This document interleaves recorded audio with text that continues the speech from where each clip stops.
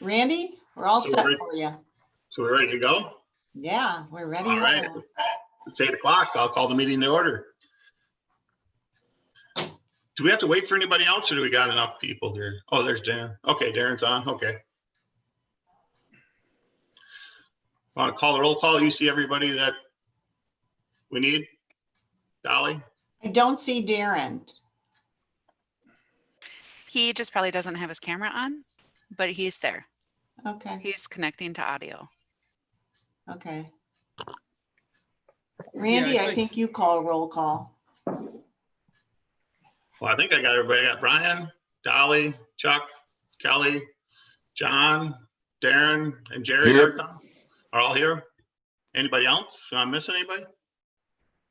We're short a couple of folks, but I think you've got quorum, so I think you're good. All right. I guess start with approval of last month's meetings, minutes. I move we accept as presented. I'll second it. Who was that? I couldn't hear you guys. Chuck Mays and then Brian Johnson. Chuck and then Brian. Thank you. I'll turn my volume up. Are there any additions or corrections to the minutes? If not, all approved, signify by saying aye. Aye. Aye. Opposed, same sign. Minutes pass. Guess we might as well just go right down to staff reports. So Dolly, you're up. All right, everybody. As typical, I'm going to start with Wisdot.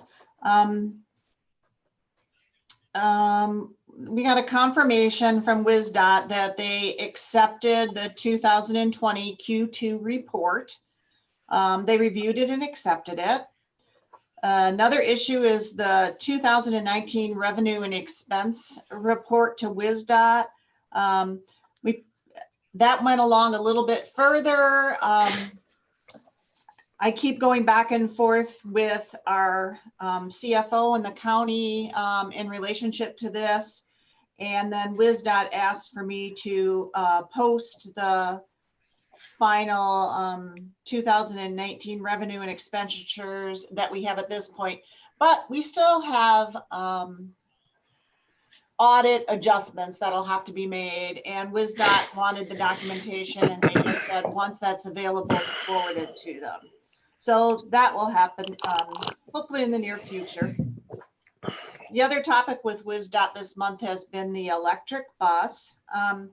Things are moving along, but still slowly. I told you last month that the facility did open again for the testing, but we have a little hiccup in moving along because our public works, well, not public works, but the highway commissioner was working with a local design build firm to work on the potential for an RFP for expanding the facilities.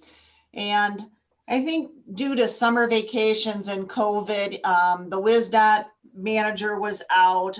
There was a lot of people that were just not around in August, but you know, I keep pushing it and communicating with people, and the gentleman from Excel came around and we had a meeting with him. And so I was having meetings separately with everyone, but the conclusion was the charging station that the local design build firm thought it could be a lower capacity, and it has to be a fast charger. So in the meantime, I've gotten the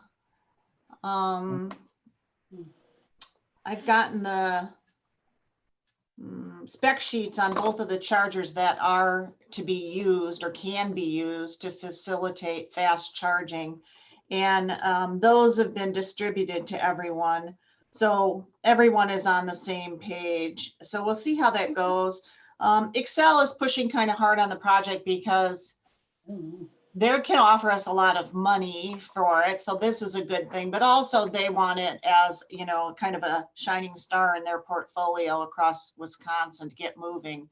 So we'll see how that goes, but you know, I keep pushing forward on it. I'm working on it. It's not, you know, it keeps progressing.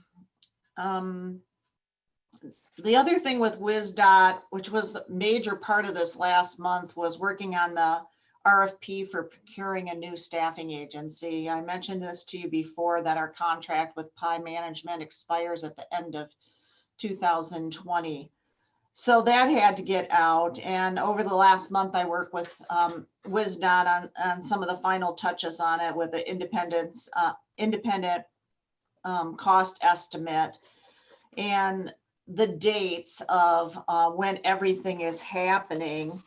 And I can share that with you real briefly, that the proposal, the RFP did go on VendorNet on September 1st. They have, anybody who wants to ask any questions on it has to respond by the 11th. Those will go to the Dunn County procurement manager on this project is John McLaughlin. And then the date for submitting the proposals is October 1st. And then we'll be reviewing with the final approvals for the awards coming from Wisdot at the end of October. And November 10th, we should have it's called a notice to proceed.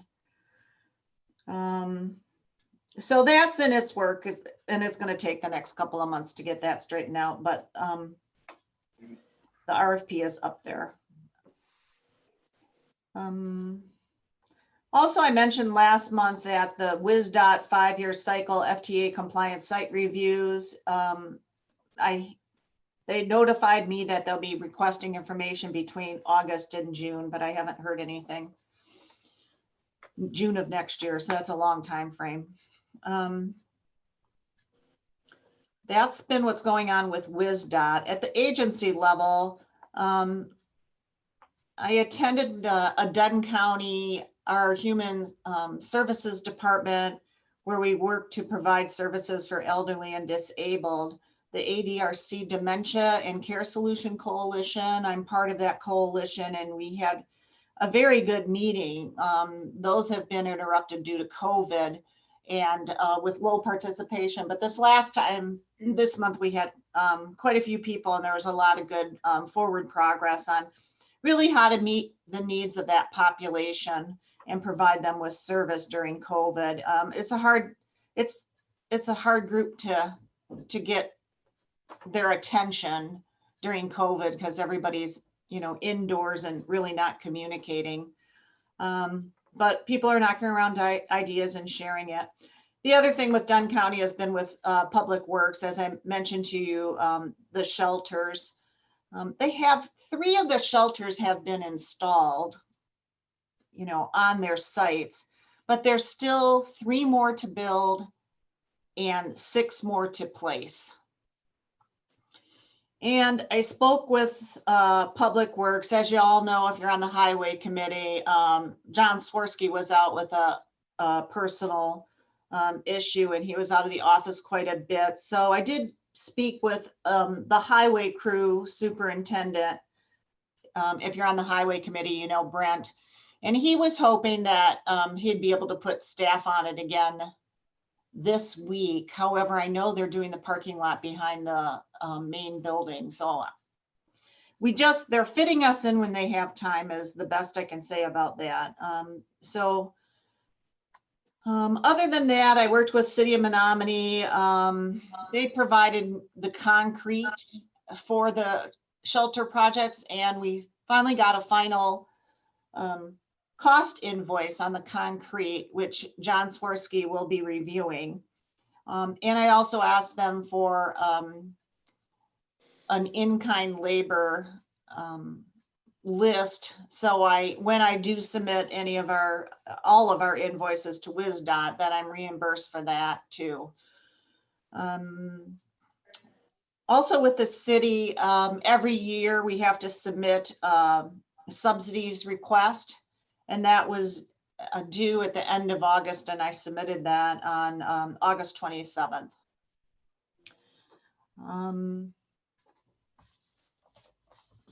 They do have they do allow for public presentation, and I will attend the city during that time on everybody who asks for a subsidy.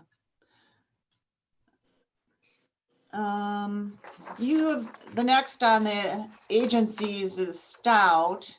We had a Stout Transportation Committee meeting on August 12th, right after our last meeting.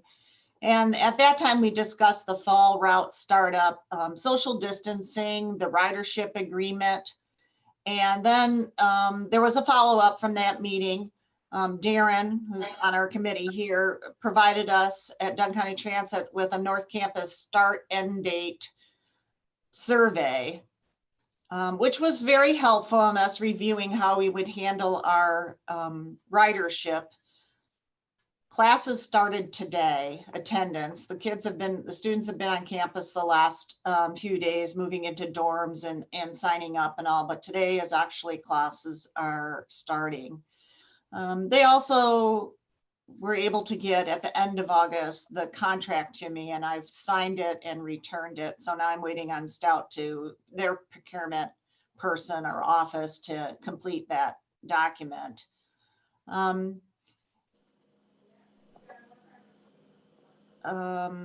think we could come back to this when I'm done. Randy, I think Darren wants to talk a little bit about Stout. I don't know if you want to do it now or you want to wait until I present the rest of my report. Yeah, I was just thinking wait until after the report and then Okay. we'll talk to Darren about All that. right. So next on it is our bus fleet. Again, we've got, wheel covers, bike racks. We needed new brackets. The bracket ship wouldn't match the bike racks. Destination signs. Again, we work with the highway to do it, and the highway's been swamped, so we haven't moved too much. And the new transit operations supervisor is moving forward as best he can on that. He's been busy getting ready for the startup of actually all our routes started this week. We reverted back from our combined routes of the summer back to our regular routes. Next on the agenda is staffing operation.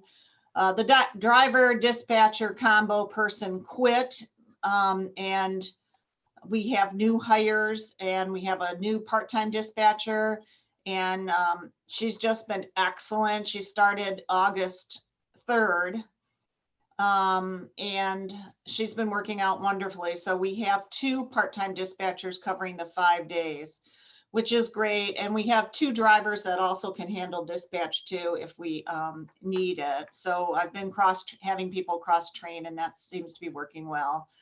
We also have a good amount of drivers stepped up.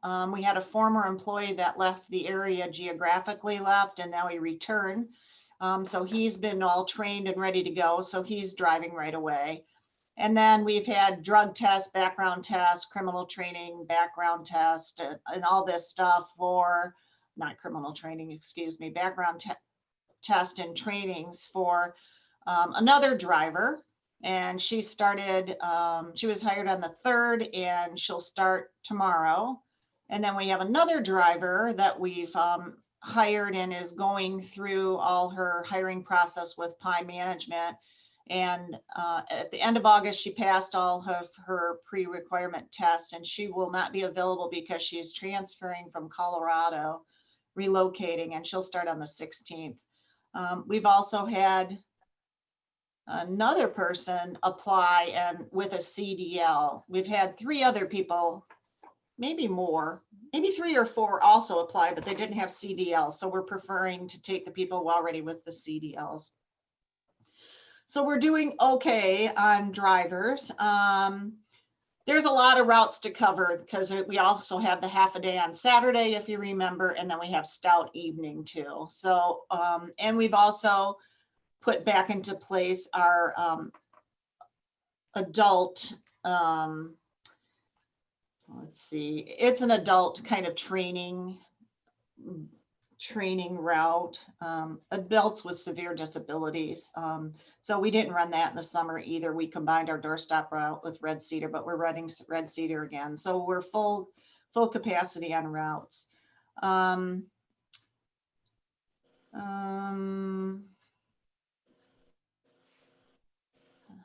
Otherwise, operations, I mean, we're just putting in place all the social distancing markers on board that we can. We're marking off seats that shouldn't be used.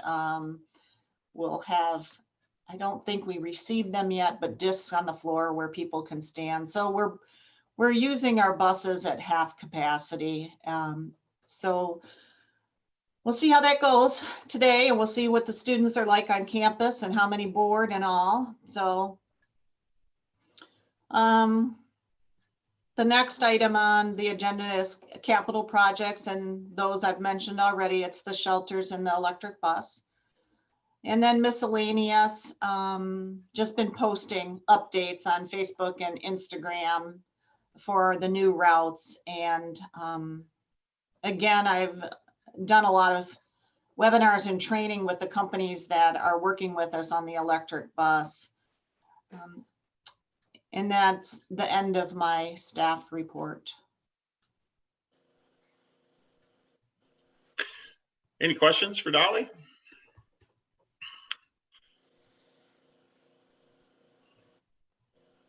So now that stuff's back in session, is ridership been increased or? Yes, but we just started running the routes yesterday because of the vacation, the holiday, and also it just started. So it picked up a little bit yesterday. There's some students that boarded the bus, and then some students that boarded the community bus too, probably to go to Walmart or somewhere in town. But today we'll see what really happens. All right. I guess that's a good place for what Darren proposed, or how do we handle that? Or what can we talk about? Can't really do it on action, or how do we do that? So I don't know if Darren wants to speak and right away, or I'd like to speak to it too. I think you will have to talk about this because having a policy, and it will take you at least till next month. If you really wanted to run it up the flagpole. There was a notice I'd like to call your attention to that came out by the Public Works, our public health director, KT, and the chief of police in Menominee. And I think it's an important thing as you think about moving forward, because the chief of police, although the governor's orders are in place, you may have all heard or read this announcement by the two of them that we're not supposed to challenge people. We, meaning the general public who don't wear masks. There's been confrontation and problems with it. I would prefer not to put my bus drivers in the position of policing wearing masks. I think everybody's aware they're supposed to. The colleges put out pieces on wearing masks. And although it is the policy right now in place with the governor, and also with transportation, they specifically said it in the governor's announcement, it includes public transportations. And although we state masks are required and we offer masks if no one has it, the chief of police really said that if someone isn't wearing it, you're supposed to assume that they can't for medical reasons, and not to confront them and call the police department if they feel that's a concern. So I would prefer if the university, which kind of is implied in what Darren proposed, I don't know, you're going to have to decide if really the county supervisors are in the position to enforce a rule on Dunn County's buses to wear masks, and who would be enforcing that. So that's my position on it. And I really don't want my drivers to have to enforce it. I think perhaps maybe reporting to Darren as we would if a snow conditions are happens, maybe there should be kind of a communication if we find students aren't complying to report it to Stout and let Stout handle their students. I just, I don't want confrontation on the buses between the drivers and the passengers. So I'll leave it to you. That's my 2 cents. Darren, you want to comment on what you proposed or? Yeah, I don't know where it's implied that what I proposed was anything to do with Stout. I proposed it as a member of the commission, as a policy to back our operations in the case that the governor's order would expire. So I think there would be just a policy to back what's already been in practice, that require mask and distancing on the bus. So I feel like that would be a good policy thing to have as an operational backing for our transit team and drivers. Yeah, and as far as confrontation, I don't necessarily agree and don't necessarily think that we want our drivers to confront, but at the same time, I think there's at least a moderate amount of informing anybody that would want to get on that masks are required, and especially if you have free ones available, here you go. I think that a driver, if a person was coming on with no shoes and no shirt, they would say, hey, wait a second, we have a policy here, you can't ride the bus without shoes and a shirt. So I think that's similar. Yeah, I don't necessarily think it's specific to the Stout students or anything of that nature. I think it's specific to the transit operations, and just wanted to have policy backing in case the governor's order expires. I believe prior to the governor's order, I'm not sure, Dolly, you'd have to remind me here. Maybe we were operating with mask and distancing. Yep, we have been all summer long, and we do have community riders that don't wear masks, and we have disabled and elderly, and we do have people refuse to wear masks.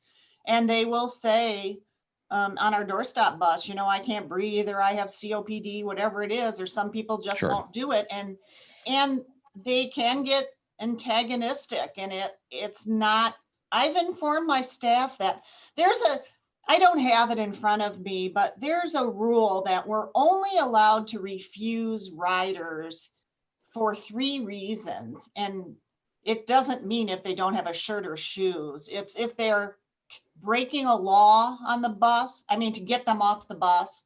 If they're breaking a law, or if they're harming someone else physically. And I don't remember what the third one is, but it's really pretty strict. There's only three ways that we can refuse someone a ride, or kick someone off a bus.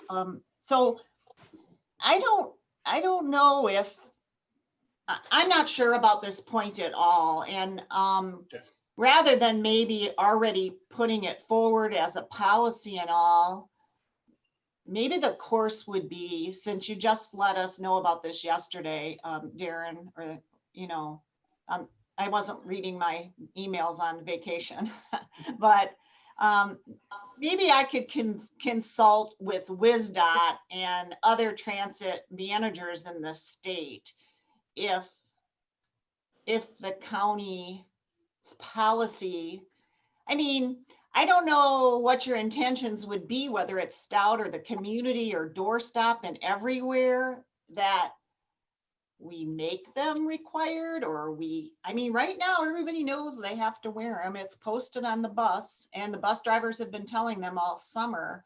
I don't know how we would, or if you would want us to enforce such a policy.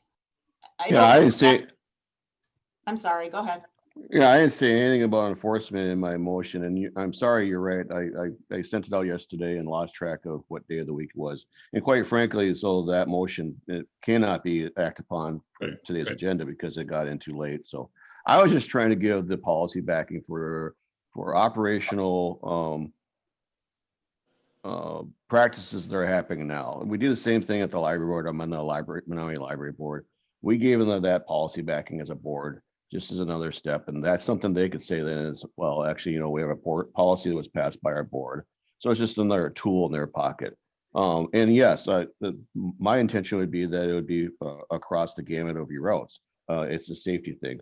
So as far as the things that you can kick people out the best for, right now it is a legal law that would be violating. Actually, and it's enforceable with fines. So, and as far as medical exemptions, and again, I did not craft the motion with Stout in mind. I crafted it with all of our ridership because the health and safety of your drivers and other riders is important.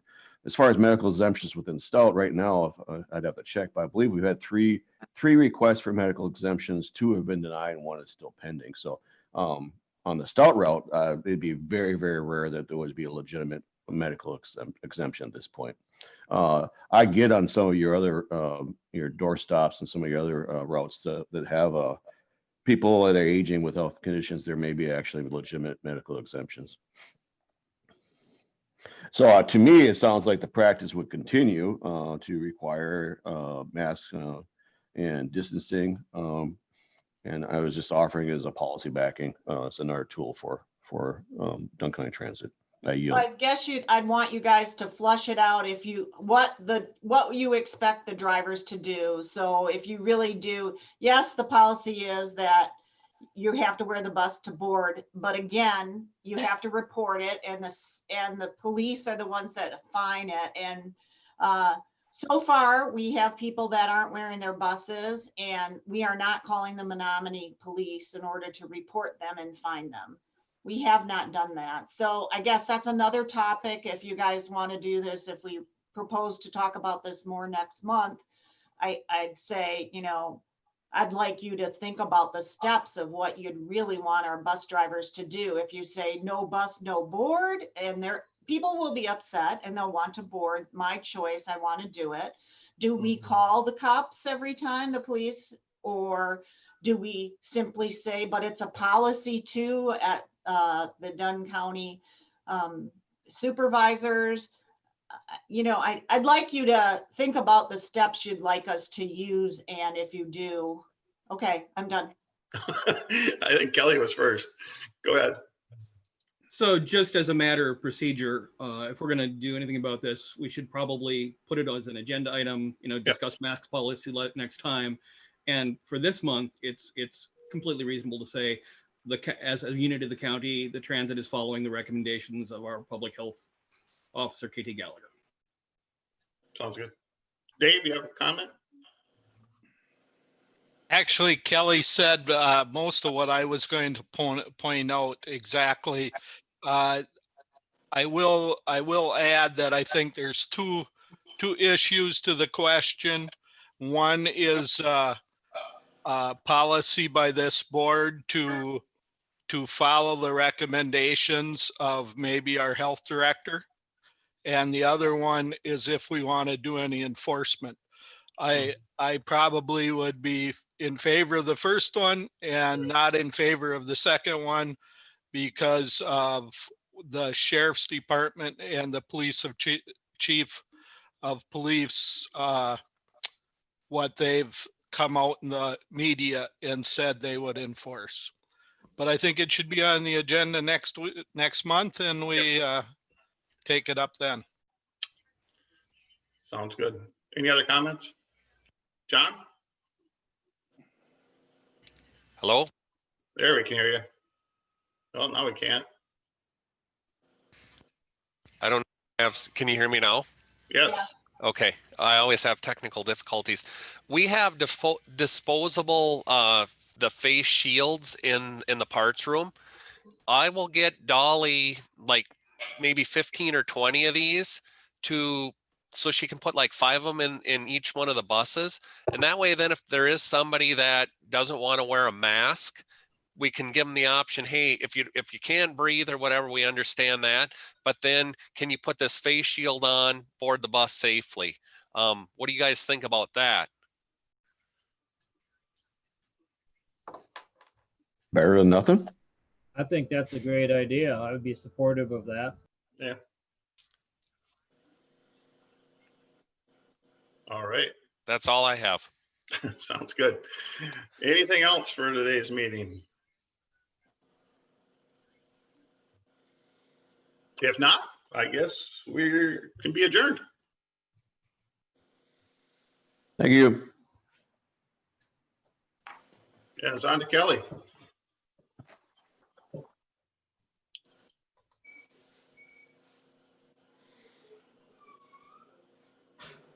There we go.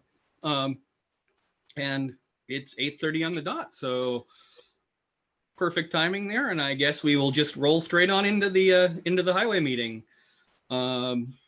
Everybody is present, including our County Board Chair, Dave Bartlett, Director John Swirsky, and of course, Krista is tuning in and making sure that nothing horrible happens with our technical difficulties. So that's call to the order, call to roll. I would entertain a motion to approve the minutes. So moved. I'll second. Chuck and Randy, any comment? Hearing none, all in favor? Aye. Aye. Minutes passed. No items at the request of the chair. We'll roll right on into staff reports. John, it's over to you. Okay, can you guys hear me again? Yes. Perfect. Okay. I'm just going to kind of paraphrase off my monthly staff report. We finished paving Q south of 64 up there. Got the shouldering up there scheduled. We completed the paving and shouldering on V. Dustin is waiting for Q to get done, and then he's going to have the pavement markings coordinated. Dave Thatcher continues pipe work and shoulder widening out on J. Last week, we did the fine grading on the CSB rear parking lot, and Thursday we got the first lift down back there, so that's all sealed up. We are just waiting now to pave the front entrance. Got graded, fine graded yesterday. If it doesn't rain anymore yet today, we're going to try and get the binder down on the front, and then hopefully we get a little bit warmer day here coming up in the next week or so. Then we're going to work on the surface, and the guys are waiting for probably a 70 or 75 degree day. That way we can get that surface looking pretty sharp. So that's all going off without a hitch. Yesterday they did some paver patches, did a little bit of work in Elk Mound for the town or the village. We're working on our routine maintenance, patching, a little bit of road mowing. We're going to start into full-fledged mowing and brushing operations here probably in the next month or so. DOT continues work on State Highway 25 south of Downsville to the Pepin line. They have a closure scheduled. They're going to do some deep pipe work this week, so they have a detour set up. That's pretty much on schedule. They started work on 1229 here from B at Value Implement to the interstate to the 52 exit last week. Most of the pipe work is getting worked on right now. They should be milling and overlaying here in the next week, week and a half. So we have most of our paving done countywide because it's going to be hard to get the plant here in the next month with Monarch working on B, or from B to 1229. They're on that section, and then on 25. So pretty much they said in between, if they can give up the plant, we can have it. I'm assuming that would only be rain days, and so it's going to be pretty tight now to get the plant. We can always haul out of Eau Claire if need be, or we could haul out of the New Richmond plant. So if we would need to pave, we do have that capabilities, but I think the Menominee plant's going to be tied up at least for the next 5 to 6 weeks. I did have a meeting with the DOT. We are looking at, they're going to redo the way station over here just north of or east of the 41. And the state's anticipating and putting in a 1,500 to 2,000 ton salt shed. This all came out of central office, the region here in Eau Claire, and us at Dunn kind of decided that it really doesn't make a lot of sense because there's only one interstate truck that could kind of utilize it efficiently. Even our western I-94 route, it would be closer to come back to the shop than it would be to grab salt out of that weigh station salt shed. But it's a decision that central office made. It looks like they're going to pursue it. They had drawings here, probably about 4 or 5 different renditions here last week that we kind of reviewed, and we did have some input on it, but it looks like they are going to proceed. Now, which that would mean in the next year or so, we would need another loader to basically staff that, so we would be able to load salt. And Dave, you might know more about this than me, but if we would end up selling the solid waste loader, is there any reason why we could do maybe some internal transfer of equipment to utilize that? That would eliminate me from having to purchase another loader if the county already owns one. And I'm from the little bit of hearsay that I've been hearing, I guess, what's your input on that? Well, the county owns that loader already. It's just in a different department. Okay. So yes, I was thinking when you mentioned you were going to need a loader, I was thinking we've got one that's just a couple years old out there and supposed to be in excellent shape. You should look it over. You may want to Okay. trade the tires out for regular tires, but those Right. tires are supposed to be worth quite a bit. So Yep. And it definitely, even if we had to take the tires off and set them aside, it would be a lot less of an investment than purchasing a whole new loader from Right. scratch. and I would think even though the county is in tough shape, that when we're selling one thing, we're moving equipment from one department to another, I would think it would be in our best interest to be a little cheaper doing that than going out and selling one and purchasing a different one. That doesn't make sense to me. So Okay. I would So- definitely be in favor of that. And I think all the supervisors would be. Okay. And in the meantime, I'll kind of work with Paul and Keith on it. This is not something that's going to happen this year anymore. It could, they could start breaking ground as soon as probably late next summer.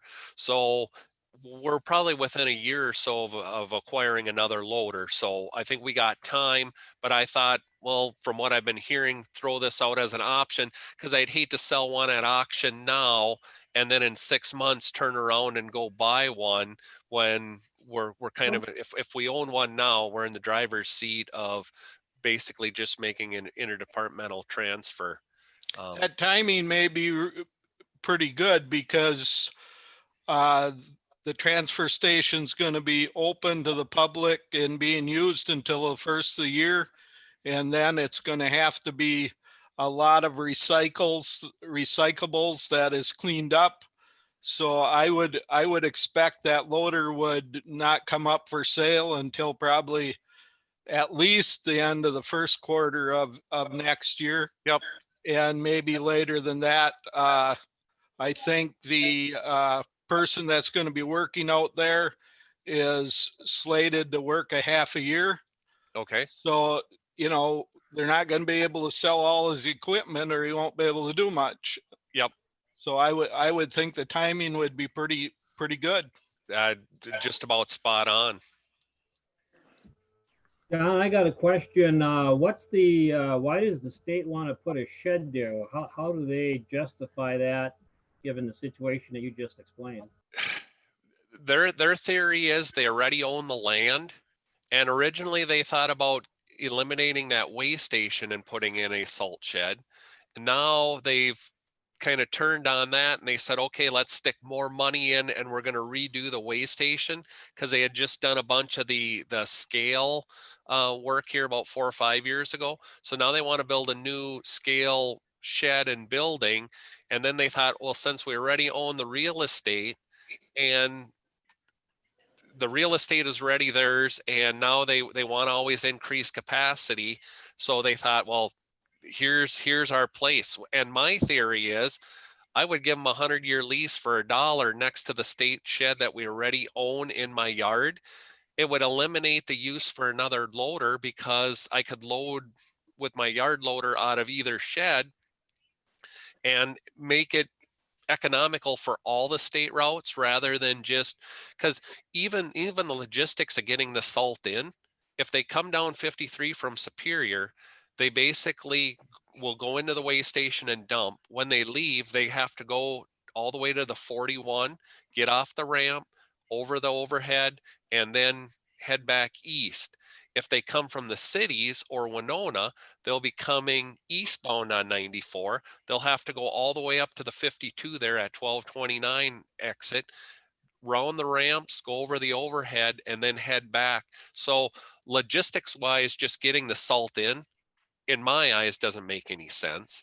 And then to only make it more efficient for one truck, which would be our eastern I-94 route, for one truck route, because Mike Knutson runs the west end. It's still closer for him to come back to the shop and get salt. And even 40 and 29, those routes, it's not economical for them to hop on the interstate, but it's the state being the state. The other thing that I can't make any sense of is they've been pushing for more liquid routes, and that seems to be the trend. It's more economical. You use a lot less salt for de-icing and that. So if you're pushing liquid routes and more liquid application and switching over the equipment, then in my eyes, you don't need more dry storage. But it's some pencil pusher down in central office that never really gets out and about and asks these questions. And we've voiced our comments and opinions to Northwest Region here in Eau Claire, and Jeff Kern and those guys, Burke, they all agree with our theory, but it's the state being the state, and they right now it looks like they're going to proceed under central office's direction. So the whole thing could get killed. But when I seen that they already have site plans and they had 5-6 different renditions that Dustin and I commented on, I think that they're gonna forge ahead with this. And in my eyes, it's a free salt shed. So it would be salt storage that is as well needed, and it'd be a new structurally sound facility. I guess I'm not going to look a gift horse in the mouth. It's their shed, it's their money. My only other comment is out there by the way station is that's kind of an environmentally sensitive area with all the wetlands and that wildlife refuge and everything around there. So they're kind of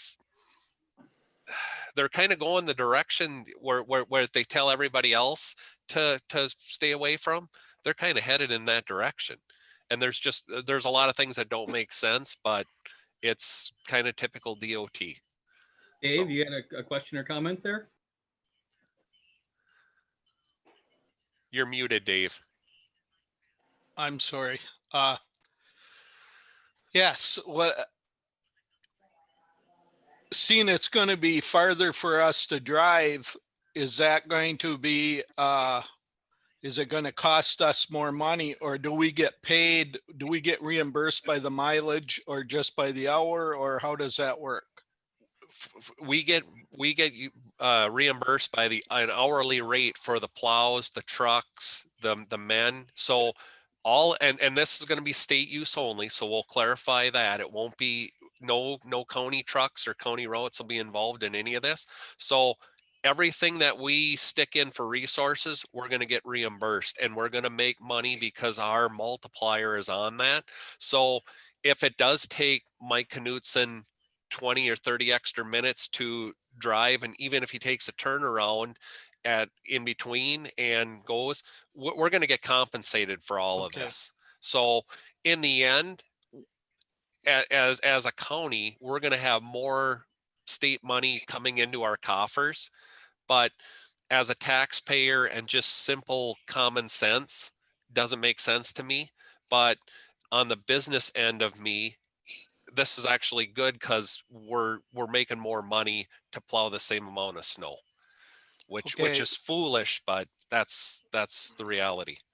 I guess my second part was if we thought it was important enough, us as a group could all call our assemblymen and senators and point out how foolish this is from this area, and maybe we'd gain some traction that way Yes.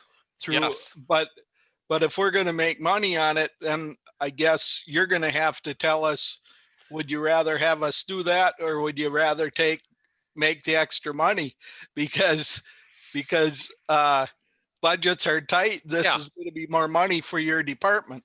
So I don't know. I have a mixed feeling on this, but that's an option that we do have about 6, I believe, assemblymen and senators that we could point out how foolish this is to. Yep. I don't know if that would gain any traction, but it might. Yeah. And as I'm going to, from my old boss, Bruce Stelzner there in Chippewa County, I'm going to take his approach on this and say, let the state be the state. And we're going to make money at this. And the reason why I guess I would take that approach is we're going to get compensated for all the time and resources we stick into this. And since it's only 1,500, 2,000 ton maximum, and now with the one rendition that we kind of approved on, that looks like 1,500 tons. It's not a huge salt shed, so it's not like every truck is going to have to fill up out of there. So we've already for the last year have voiced our opinions on this doesn't make any sense. Why are we doing it? And they just keep pushing, and now we actually got site plans.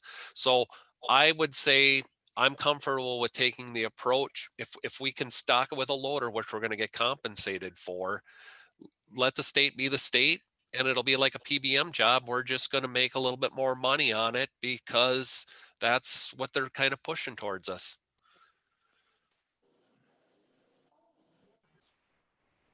Anyone else have any questions or comments on the staff report? This is Chuck. I am going to call my representatives because I do understand the financial side of things. But how would we feel if this was going up in Fond du Lac or Ashland County and our tax dollars were being spent fully? I mean, here we talk about wasting money, government wasting. How can we save a buck? What's being environmentally right, especially, in that location.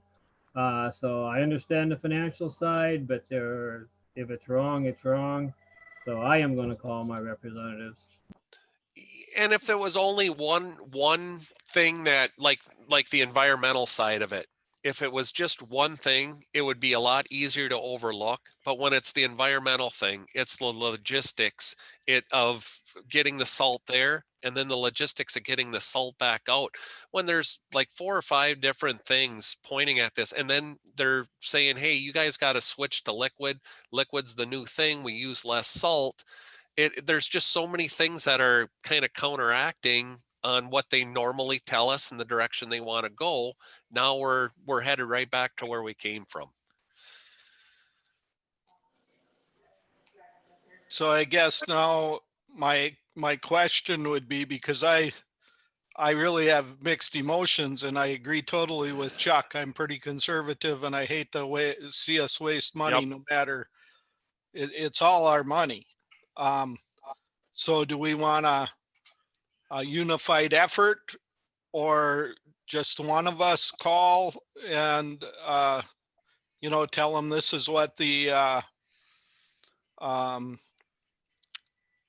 highway department committee feels? Or I'm just asking, if I guess I'm throwing that out there for a question for the other supervisors. I guess purely as a procedurally thing, would this fall under the highway division snow plowing policy? Could we slide it in there? Because otherwise it's even a sense of the committee would be outside the scope of the current agenda. I think that would be a not unreasonable place to consider that. So, but it would be a sense of the committee certainly, rather than a formal recommendation. Well, we couldn't make a a motion and say that the highway committee, you know, disapproves this, but we could, I believe we could, unanimously decide if, yeah, I can't talk this morning. We could decide if we feel we all should make phone calls or just one of us make phone calls. I guess that's all I'm asking. Anybody else have thoughts on that? I have no problem. This is Brian. I have no problem either way you want to do it. I agree with Chuck also. It's never ending waste of money. You understand that, but. And I agree with you guys. If we could eliminate it, I think we could live without it. We have for this long. We are using less salt. Eliminating it would make the most sense fiscally for everybody. And if they get bullheaded and they decide, you know what, we're still doing it, the alternate side of that is we're going to get compensated for all the resources we stick into it.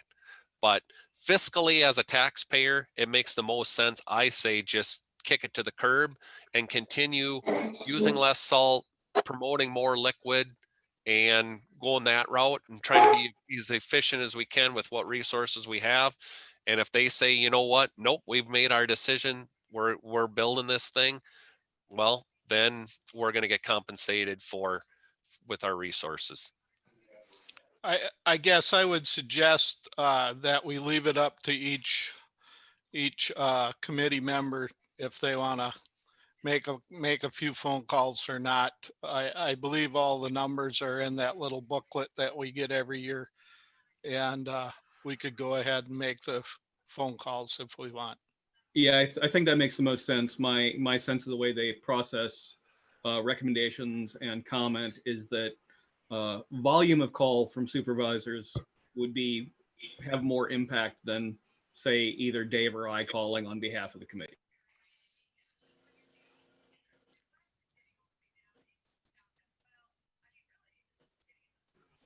So if we're done there, John, do you have anything to add to your commissioner's report? Yeah, just on the kind of the shop operations. Shop operations have been going really smooth this whole summer. Just having the shop fully staffed now for the last year it's been amazing. We've gotten through a lot of truck inspections that typically, because we were shorthanded, we were just getting the stuff that was broke back up and running, but now we're basically gearing up to more of the preventative maintenance side. Preston's been going through and DOTing these trucks, and we've been finding air leaks and little hydraulic leaks, and just the minor little stuff that we would have discovered the first snowstorm or shortly in as soon as we got the plows and stuff hung on there. So it's been going awesome in the shop. We currently got 4 of the 5 new quads, and I believe number 5 is supposed to show up today.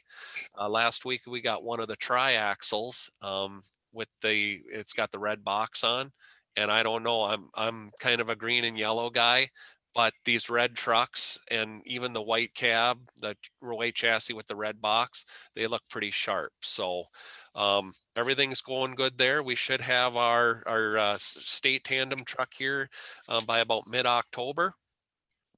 And then as long as we're on the plow truck thing right now, I was just going to kind of get the committee's thoughts on, we're going to start putting specs together and going after our 2021 trucks.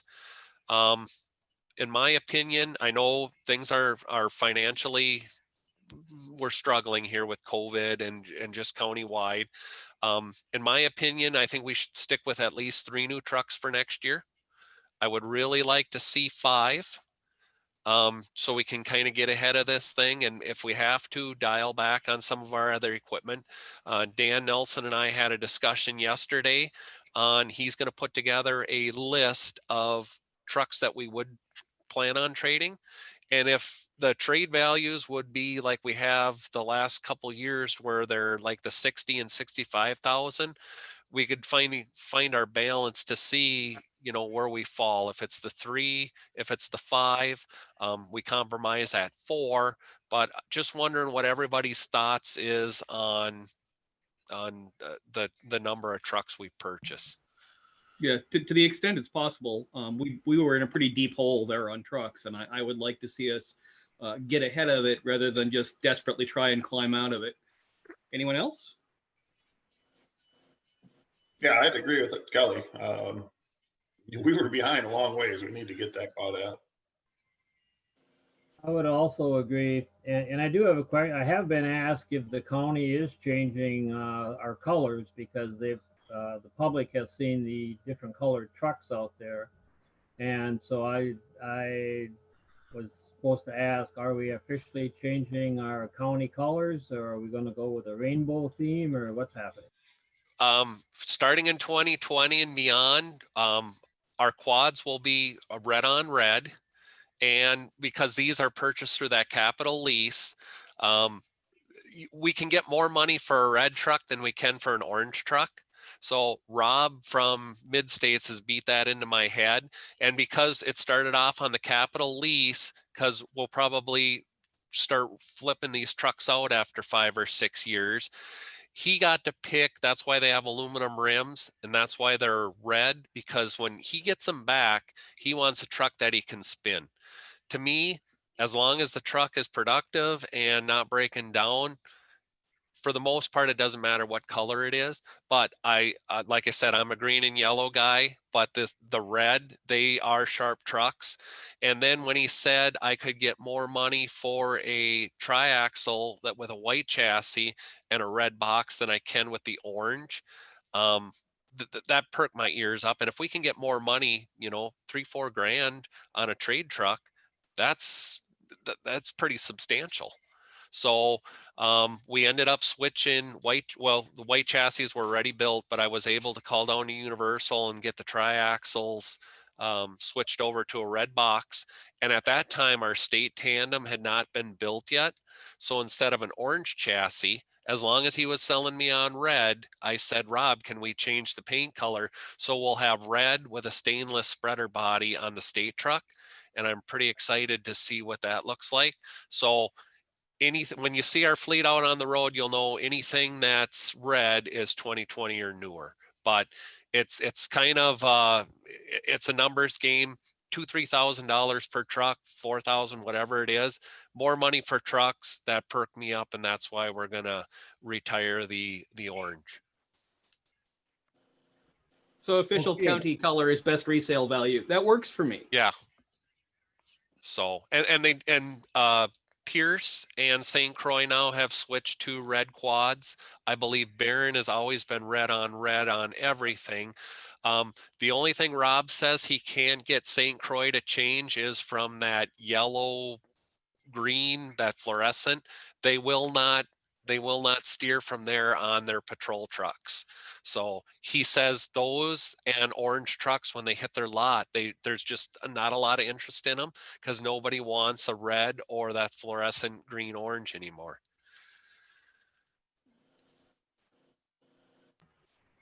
Anyone else? I like the red, and we'll try to drive for 5 trucks, but things are tight. Yes, and it'll all come down to the numbers thing. The other thing is we just received our new skid steers for this year. We ended up trading out 4 track machines and a wheel machine it was like $16,023. So now we got all brand new warranty. We got brand new tracks. We start the clock all over. They did go with their $8 an hour. Our mini hoe is here. They're waiting for the coupler and thumb and bucket. So we should have that the next month or so. I seen Clark had 462 hours on there a week or two ago when I peeked at it. So for about $4,000, we're going to have a brand new mini excavator. And these are all things that we use, especially on the DOT side of it. So we made some money, but now we're starting off 0 hours, 0 problems, full warranty, and they're going to honor it again next year because it was a 2-year deal. So next year in July, we should get another, we'll start off with brand new skid steers for 16 grand to update our whole fleet of skid steers. And now we should be able to funnel, we would have spent, if we would have traded one machine, probably 50 grand in the past because the machines would have been pretty much wore out with 2,000 hours in needed tracks. Now we'll be able to keep on this and probably funnel some of that money towards a plow truck. So that'll help kind of defer our fourth or maybe possibly a fifth plow truck. So after next year, we'll run these through 2021. We'll get a new one in 2022.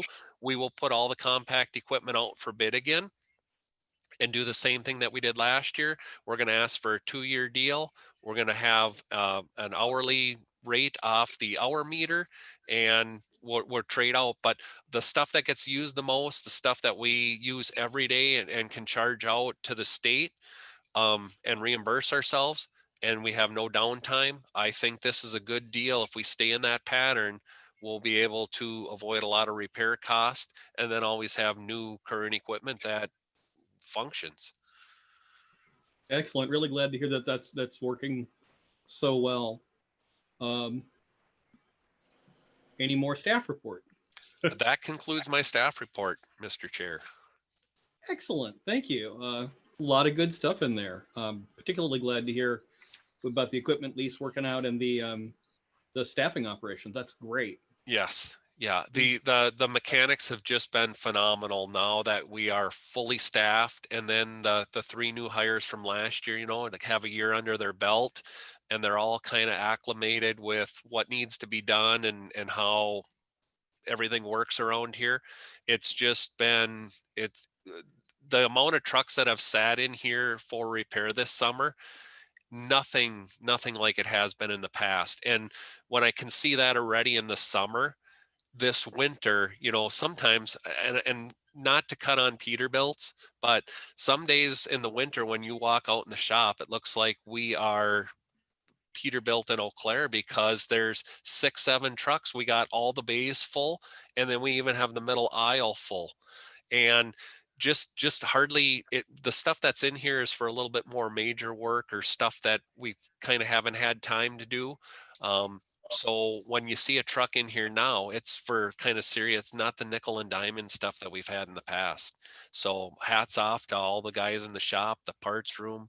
It's just, they've been forging ahead and getting a lot done. Excellent. Thank you. I guess we're moving on to consideration of our actions. Has everybody had a chance to look at the vouchers? And if so, does anyone have questions?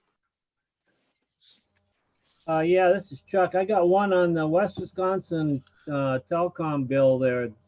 That seemed higher than normal. The 4891. Yes. That was our fiber hit that was at the north parking lot earlier this spring. That conduit that does the interconnect between CSB and Judicial. Okay, that's what I was thinking, but I just wanted to make sure. Thank you. Yep. I got one. KBIS LLC. KBIS is the engineering firm from, I want to say Prentice, Phillips area up in there. Those are the guys we contracted out to do the bridge inspections. Okay. For us. Thank you. A little bit of explanation on that fiber hit. Was that something our crews did? Yes, when we were constructing the rear parking lot there and they were digging that detention pond, because that's kind of our private fiber, because it's our interconnect between our county-owned buildings. It was not marked, and we damaged the interduct. So West Wisconsin had installed it, and they run all the fiber. We contract well with them to run the fiber through, and they hook our building to building fiber together. So they came and did the repair. So that's the 4891. All righty. Anyone else? Then I would encourage a motion to accept the vouchers. I move we accept the vouchers as presented. Was that Brian and Chuck? Yes. Great. Thank you. Any further discussion? Hearing none. All in favor? I, Aye. Aye. Motion passes. Review and recommendation of Public Works Highway Division snow plowing policy. John, I back to you. Well, I know we're all trying to save money, and I don't expect you guys to act on this, but I thought I would put it out there this month. We could kind of mull it all over and possibly come back if you guys do want to act on it.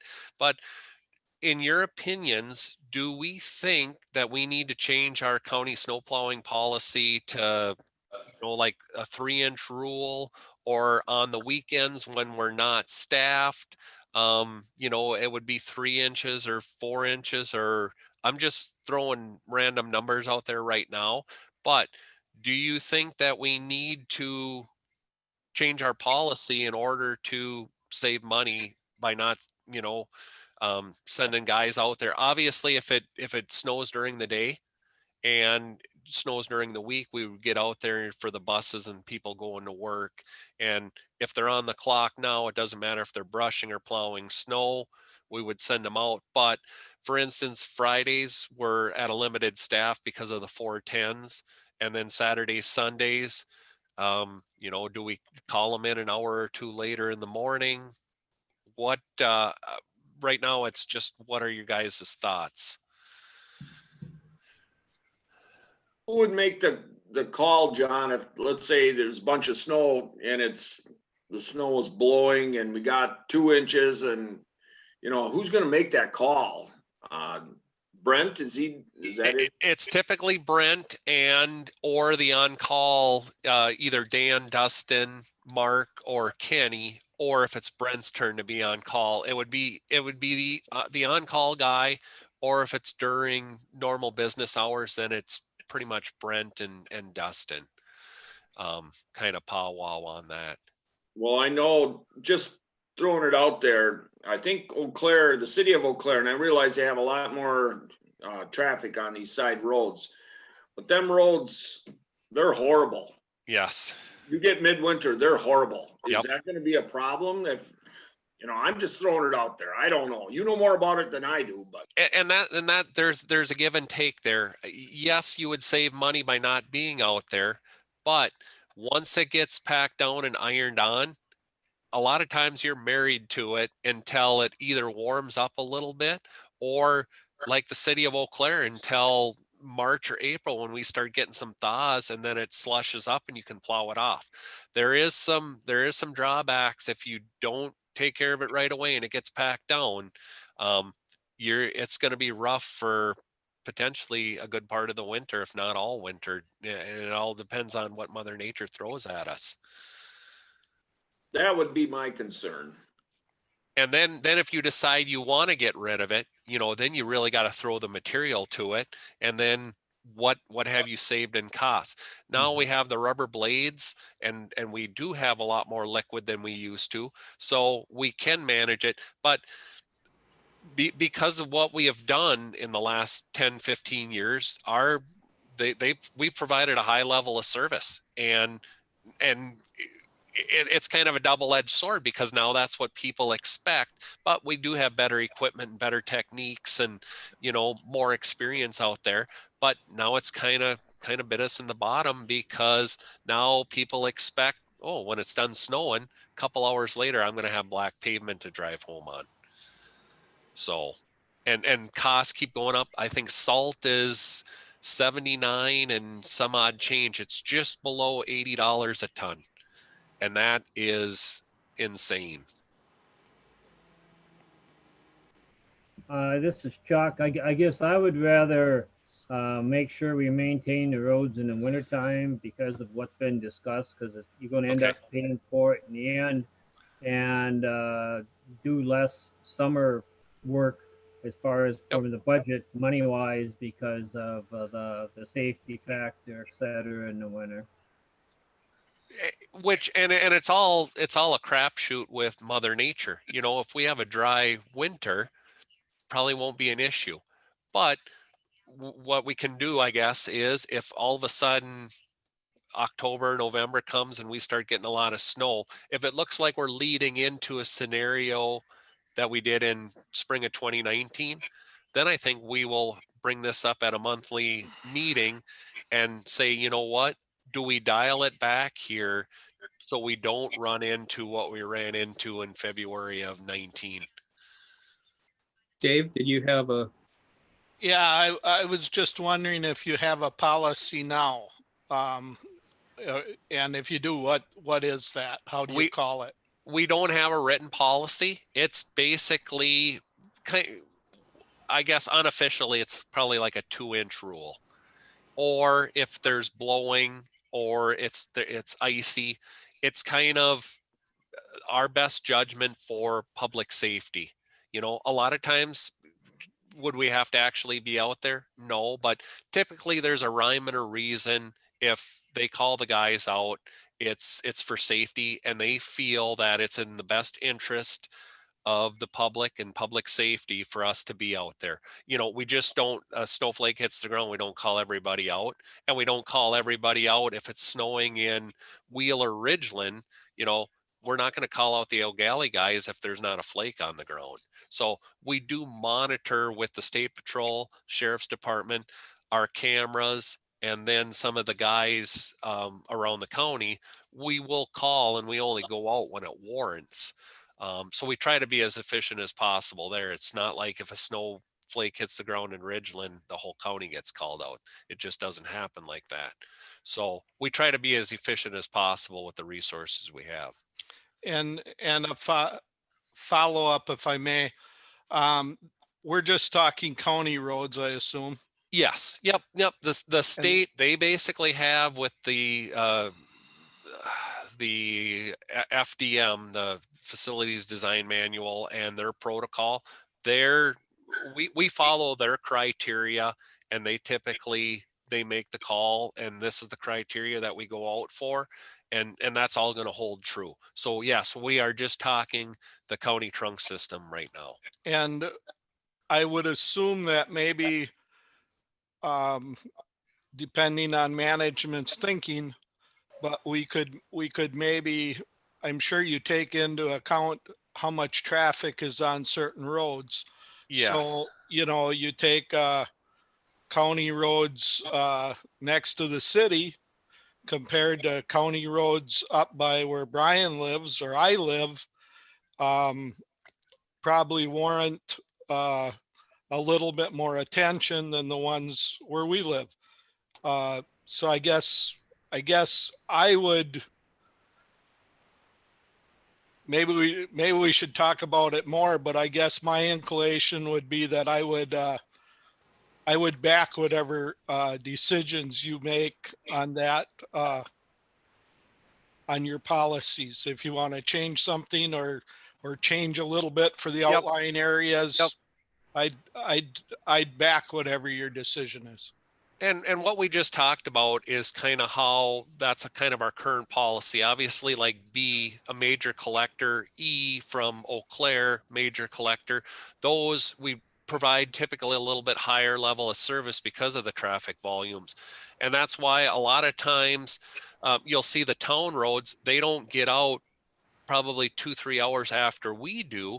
And then when you go home at the end of the day, they basically have them cuffed off and they're almost bare. And then we're struggling on some of these that it got ironed on.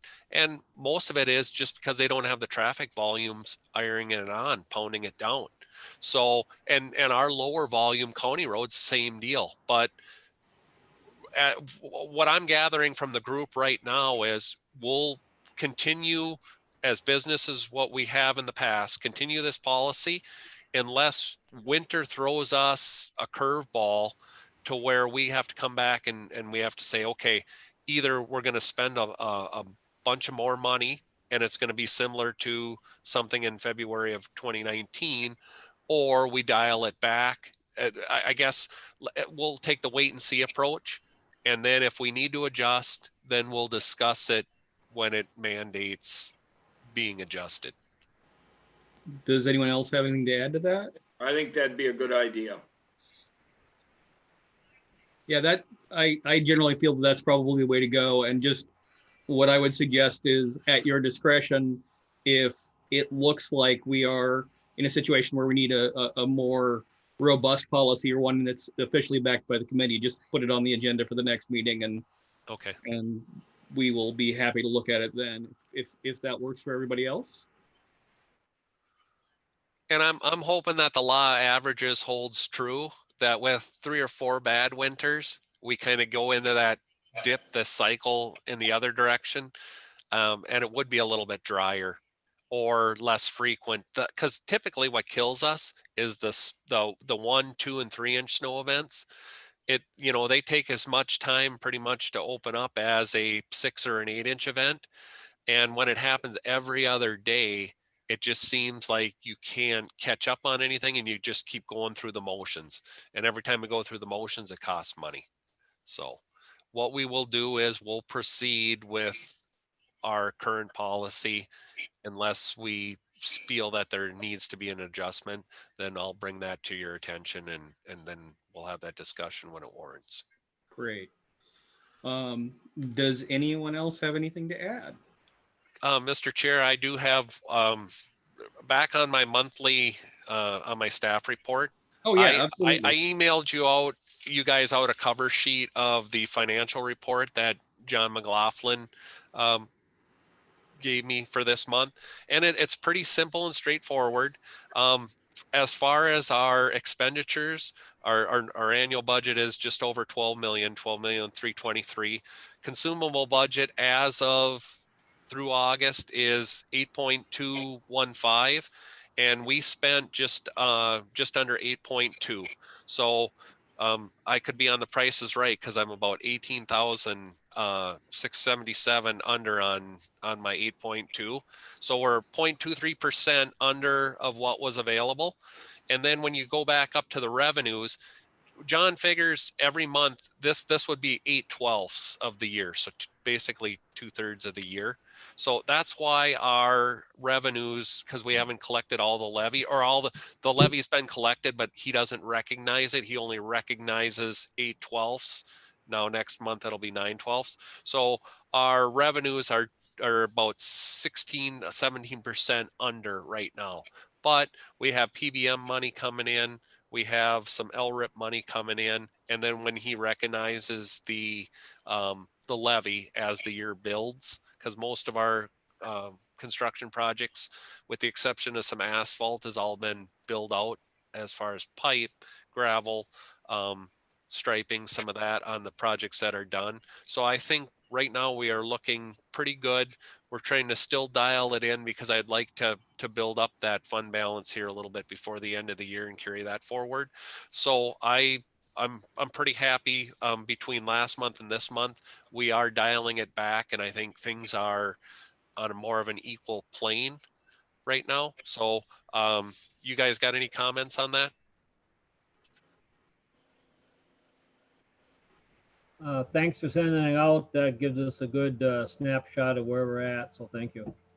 And if you guys, I know it would be overwhelming because there's probably like 20 or 30 pages to this. If any of you guys would be interested in the full rundown of it, line by line, I always have that here at my desk. So even if it's a phone call or an email, if you guys want to crawl into the weeds a little bit further, you're welcome to it. But otherwise, if you guys are okay with this, just this basically cover balance sheet, it gives me a target to shoot for. And even in the last 2 months now that we've been doing it, it gives me a better sense of where I'm at and where highway department is at. So our trend is we're going to try and get transit on this, and we're going to try and get facilities on this too, because it's a handy tool. And once we get set up here, it's a good reference point to know you're shooting for your target, just not sailing around aimlessly. Yeah, it's a good tool. I like the higher level summary. I think is probably what's most appropriate for us to look at. But it's good to know we can get the down into the deep weeds when we need to. Yeah, if you ever want to venture off the path, just let me know and we can sit down and I got the numbers in front of me.